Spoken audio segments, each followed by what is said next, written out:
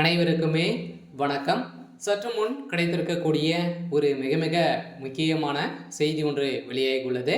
சற்று முன் தமிழகத்தில் திமுக ஆட்சி கலைப்பு, ஸ்டாலின் சிறையில் அடைப்பு, இது மாதிரி பார்த்தீங்கன்னா செய்திகள் வெளியாகிருக்கு.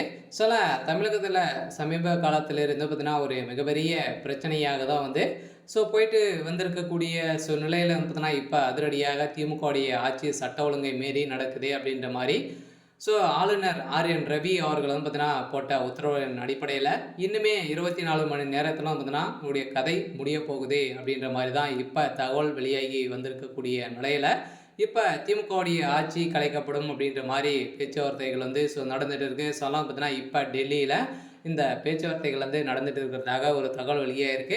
இருந்தாலுமே தமிழக அரசு ஆளுநர் ஆர்.என். ரவி மீது தொடரப்பட்ட வழக்கின் அடிப்படையிலையும் பார்த்தீங்கன்னா ஏற்கனவே தமிழக அரசு செய்யக்கூடிய தவறுகளை அனைத்துமே சுட்டி காட்டி இப்போ பார்த்தீங்கன்னா ஆளுநர் அவர்கள் தமிழக அரசு மீது வழக்கு பதிவு செய்து திமுகவுடைய ஆட்சி மீது பார்த்தீங்கன்னா வழக்கு பதிவு செஞ்சுருக்காங்க. பார்த்தீங்கன்னா இதில் மீண்டும் பாலியல் தொல்லை தொந்தரவுக்கு பார்த்தீங்கன்னா பள்ளிகளிலும் சிறு சிறு சிறுமிகளுக்கும் பார்த்தீங்கன்னா நடைபெற்று வந்திருக்கக்கூடிய சூழ்நிலையில் இது அனைத்துமே கண்டுகொள்ளாத திமுகவுடைய அரசு மீது தான் எதிர்ப்புகள் வந்திருக்கக்கூடிய நிலையில் இப்போ முதல்வர் ஸ்டாலின் அவர்களை பார்த்தீங்கன்னா கைது செய்யப்பட போகிறதாக ஒரு செய்தி வெளியாகிருக்கு.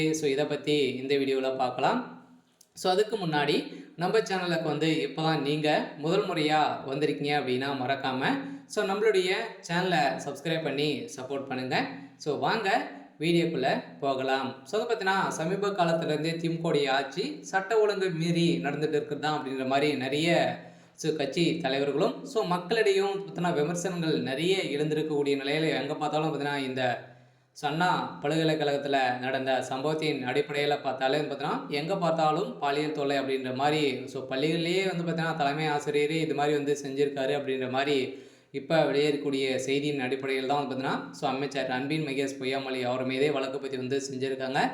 எந்த ஒரு நடவடிக்கையும் எடுக்காது இருக்கக்கூடிய திமுகவுடைய அரசு மீதும் ஏற்கனவே பார்த்தீங்கன்னா சட்ட ஒழுங்கு மீறி எங்கே பார்த்தாலும் ஊழல் கொள்ளை இது மாதிரி திமுகவுடைய ஆட்சியில் நடந்துட்டு இருக்கு அப்படின்ற மாதிரி தான் இப்போ ஆளுநர் மீது பார்த்தீங்கன்னா ஆளுநர் போட்ட உத்தரவின் அடிப்படையில் இப்போ கூடிய விரைவில் இன்னும் 24 மணி நேரத்தில் திமுகவுடைய ஆட்சி கலைக்கிறதுக்கான ஏற்பாடுகள் நடந்துட்டு இருக்கு.